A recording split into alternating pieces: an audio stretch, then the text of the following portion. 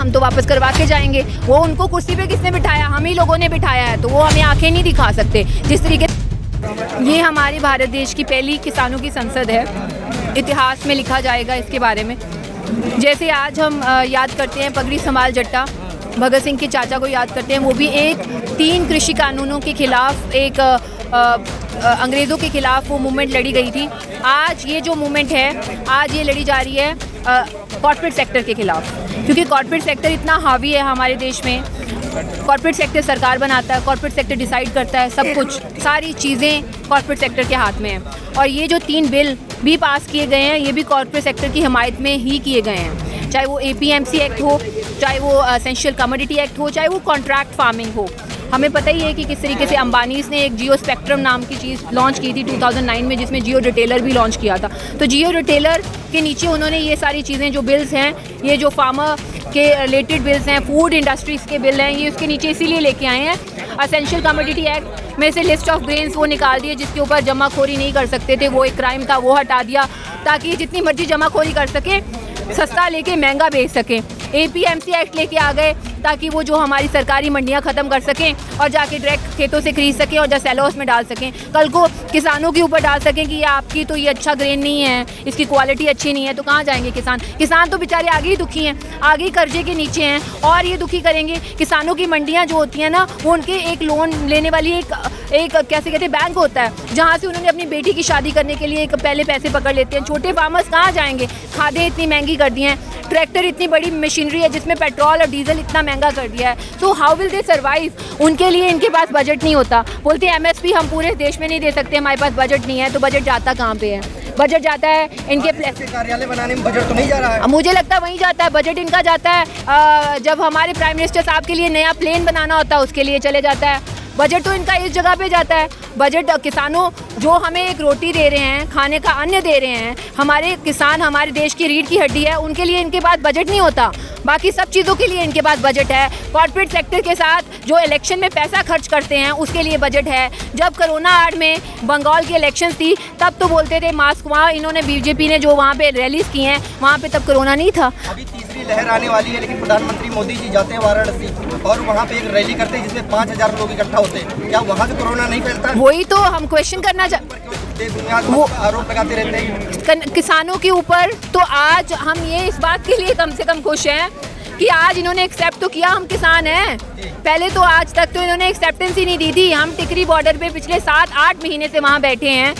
सर्दियाँ आ गई, गर्मियाँ आ गई, मच्छर है, वहाँ बारिश है, टेंट उड़ जाते हैं, पानी है इतना ज़्यादा। इनको ह्यूमन राइट्स कहाँ पे हैं? अब इंडिया में ह्यूमन राइट्स की बड़ी बड़ी बातें करते हैं, डेमोक्रेसी की बड़ी बड़ी बातें करते हैं। मुझे नहीं लगता हमारे इंडिया में डेमोक्रेसी है, डिक्टेटरशिप है। पीछे 26 को मैडम ऐसा नहीं लगता आपको केवल मोदी जी के वॉशरूम और बाथरूम और उनके घर तक रह गया हो? You are absolutely right. मुझे तो ये, मैं मोदी जी को एक बात कहना चाहती हूँ कि आप एक पार्टी के प्राइम मिनिस्टर नहीं हो BJP के, आप पूरे देश के प्राइम मिनिस्टर हो। आपको तो सभी के बारे में सुनना चाहिए। पहले पार्लियामेंट सेशन में जब किसानों ने आपके ऊपर बात की, किसानों के बारे में बात करो, तब आपने बोल दिया ये देखिए जी, ये देखो हमें इनके बारे में ये बात नहीं करना देना चाहते। मतलब पॉलिटिक्स वहाँ पे भी इतनी हद तक पॉलिटिक्स में वो बढ़ चुके हैं कि उनको किसी के बारे में कुछ नहीं सोचता। मैं सीधी सी बात बोलती हूँ। कृषि मंत्री का जो स्टैंड है वो साफ है, कृषि कानून वापस नहीं होगा। तो ना लें, हम तो वापस करवा के जाएंगे। वो उनको कुर्सी पे किसने बिठाया? हम ही लोगों ने बिठाया है, तो वो हमें आंखें नहीं दिखा सकते। जिस तरीके से बंगाल में हाल किया था, उनका आने वाले टाइम में चाहे 3 साल लगे, 4 साल लगे, 5 साल लगे, हम इनको ख़त्म करके छोड़ेंगे और हम अपने 3 बिल रद्द करवा के ही रहेंगे। कहा यह भी जा रहा है कि ये किसान आंदोलन जो है ये विपक्ष के इशारे पर है। आप लोग जैसे जैसे चुनाव आता है वैसे वैसे एक्टिव हो जाते हैं। बंगाल की बात की जाए, उसके बाद उत्तर प्रदेश के चुनाव की बात की जाए, इल्ज़ाम तो ये भी है आप लोगों पर। 7 महीने से वहाँ बैठे हैं, 8 महीने हो गए हैं। 8 महीने के बीच में कितनी इलेक्शंस आ गई भाई? जितनी इलेक्शंस आएंगी उसको, जिसमें भाजपा होगी उसको तो विरोध करेंगे। भाजपा ही नहीं सुन रही ना आज हमारी, तो अगर भाजपा सुन ले हमारी तो हम क्यों विरोध करेंगे? हमारे वहाँ पे जो लोग इतने शहीद होके जा रहे हैं वो उनको नहीं दिख रहे। ऐसी ऐसी बातें दिखनी चाहिए उनको। प्रधानमंत्री जी ने इतिहास बनाया, जो भी कानून बनाया चाहे कितना विरोध हुआ हो वापस नहीं लिए। तो हमारे सिखों का भी हमारा इतिहास ये रहा है, हमारे पंजाबियों का, कि हमारे गुरु साहब ने जो जंग लड़ी है वो हमने जीती है। ये हमारा इतिहास रहा है। हमारे पंजाब की अणख जो है ना, वो हमारे सिर का ताज है। जो हमारी रोटी है ना, जिसके लिए हम लड़ रहे हैं, अन्न के लिए, हम ये 3 कृषि कानून रद्द करवा के ही जाएंगे। उससे पहले हम नहीं उठने वाले वहाँ से। एक्टिव आप हैं इस आंदोलन में, आप तो एक एक्टर है, आपको क्यों लगा मुझे इतना एक्टिव होना चाहिए? देखिए, मैं सबसे पहले किसान की बेटी हूँ। मैं रात को 2 वक्त की रोटी खा के सोती हूँ। मेरे में ज़मीर है। मैं देखती हूँ वो जो बुजुर्ग जाके खून पसीने की कमाई आप लोगों को इतने सस्ते आलू बेच देते हैं, कॉर्पोरेट सेक्टर को इतने महंगे महंगे चिप्स के पैकेट ये बेचते हैं, उनको बेचारों को क्या बचता है उसके पीछे? हम बात आपने क्या आपको लगता है कि आपका जमीन है, मोदी जी का जमीन मर गया है? उनका तो मर ही चुका है। उनका मर ही चुका है। एक्चुअली उनको सिर्फ अंबानी अंडानी के पैसों और डॉलर्स के अलावा कुछ दिखाई नहीं देता आजकल। जिसके बीवी बच्चे नहीं, वो आपको लगता है कि पैसा लेके कहाँ जाएगा? जो आप आरोप लगा रहे हैं, वो खुद की अपनी आयाशी में ही खत्म करेंगे और हमारे किसानों के लिए तो खत्म नहीं करेंगे। हमारे किसानों के लिए तो पैसे खत्म हो जाते हैं और बजट ही खत्म हो जाता है हर किसी तरह का। 2022 में आपको लगता है उत्तर प्रदेश में चुनाव आ रहे हैं, किसान आंदोलन का कोई फर्क पड़ेगा? देखिए, सबसे पहले तो 2022 में उत्तर प्रदेश में जो चुनाव आ रहे हैं, उनमें सबसे पहले धर्म जात की बातें छोड़नी पड़ेंगी इनको। सबसे पहले इंसान देखना पड़ेगा। We are a human being, we are fighting for our rights. और 3 बिल जो कृषि कानून है, वहाँ के जितने एजुकेटेड बच्चे हैं उनको पढ़ने चाहिए। उनको बताना चाहिए कि ये कल्ला हरियाणा पंजाब का आंदोलन नहीं है, राजस्थान का आंदोलन नहीं है। ये जो बिहार में ये बिल आए थे, बिहार के किसानों का हाल देखिए आज क्या हो रखा है। और ये प्राइवेट मंडियाँ हमें नहीं चाहिए। और एसेंशियल कमोडिटी एक्ट जो है वो दुकानदारों को लेके, लेबर क्लास को लेके हर किसी को अफेक्ट करेगा। जब यही अंबानी अंडानी, आप मुझे बताइए, आज आप 20 रुपये किलो आटा, 30 रुपये किलो आटा, 40 रुपये किलो आटा कहीं से खरीद सकते हैं क्वांटिटी के हिसाब से। कल को आप खरीद पाओगे? हाँ, असीमित भंडारण का कानून इसलिए तो नहीं महंगाई बढ़ रही है? देखिए, ऐसा ही है। पेट्रोल डीजल का रेट जब तक हमारे हाथ में था, हम धरने लगा के कम बढ़ कर लेते थे। आज हम नहीं कर पा रहे हैं। पेट्रोल देखो कहाँ चले गया है। अब उतनी आमदनी भी तो होनी चाहिए ना इंसान की। आम इंसान की सोर्स ऑफ इनकम तो उतनी है नहीं जितने प्राइस अप होते जा रहे हैं। तो कैसे इंसान अपना गुजारा करेगा?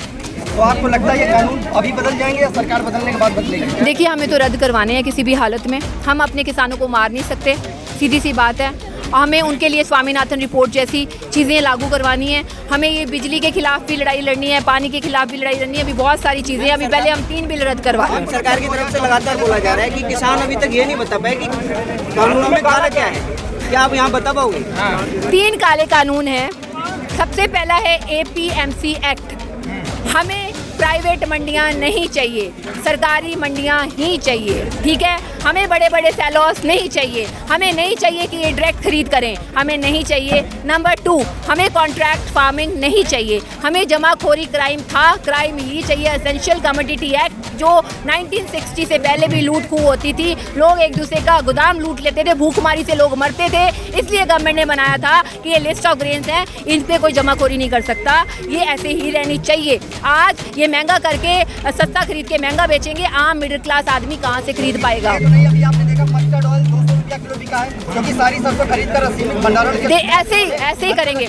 ये अंबानी अंडानी ऐसे ही करेंगे। आने वाले 20 ईयर्स में ग्लोबल वार्मिंग के कारण इनकी डीजल पेट्रोल तो खत्म हो जाएगा, बंद करना पड़ेगा। तो फिर फूड इंडस्ट्री, रोटी कपड़ा मकान, सबसे एसेंशियल चीज़ें हैं, इसी के ऊपर ये अपना बिजनेस करेंगे, क्योंकि इससे अच्छा बिजनेस इनको मिल नहीं सकता। इसीलिए तो इन्होंने जियो रिटेलर खोला था। ये सारा कुछ किसानों को एक लेबर क्लास में छोड़ने के लिए। कोई कमजोरी नहीं है, सरकार इसलिए नहीं सुन रही, उनको लगता है यूपी इलेक्शन जीतेंगे, हमें ये अफेक्ट नहीं कर सकते, दैट्स इट। लेकिन यूपी इलेक्शन के लिए तो उन्होंने जनसंख्या का पूरा मुद्दा जुमला दिया ना। और वो तो जुमला छोड़ेंगे, चाहे वो धर्म के नाम। जिम्मेदार है। देखिए, वो मुसलमान हिंदू इसके नाम पे RSS का काम है दंगे फसाद करवाना। मोदी सरकार का काम है, चाहे उन्होंने जाट आंदोलन में किया हो, चाहे उन्होंने गुजरात में दंगे फसाद किए हो, उनका काम ही यही है। उनके लिए किसी ह्यूमन बीइंग की लाश कोई मायने नहीं रखती। कोई मरे ना कोई जिए, उनको कोई फर्क नहीं पड़ता। वो धर्म क्या है? धर्म क्या सिखाता है आपको? एकता सिखाता है धर्म आपको, एक दूसरे की रिस्पेक्ट करना सिखाता है। अगर आप किसी की भी धर्म की किताब उठा के देखो, अगर गुरु ग्रंथ साहब उठा के देखो, तो उसमें सिखाया जाता है सभी धर्म की रिस्पेक्ट करो। वो सभी में है, गीता में भी यही है, कुरान में भी यही है। तो ये कौन से धर्मवाद के लोग आ गए? तो हमें ये इनका धर्म ही नहीं है, इसीलिए तो लड़ाते हैं सभी को। देखिए, वो थ्योरीज हैं, वो थ्योरीज हैं। वो कार्ल मार्क्स एक धर्म नहीं है। धर्म मैं बात कर रही हूँ गुरु ग्रंथ साहब की, गीता की, कुरान की। वो जो हमारे अपने धर्म है, जो उसमें बातें लिखी गई हैं। फिलॉसफी तो आप किसी की भी फॉलो कर सकते हो, कार्ल मार्क्स की कर लो, चाहे आप लेनिन की कर लो। छोटा सा हाँ। बताइए, यूपी का जो चुनाव आने वाला है, कर रहे हैं, क्या कर सकते तो कर रहे हैं। तो आपके पास तो सबसे बड़ा हथियार है मीडिया।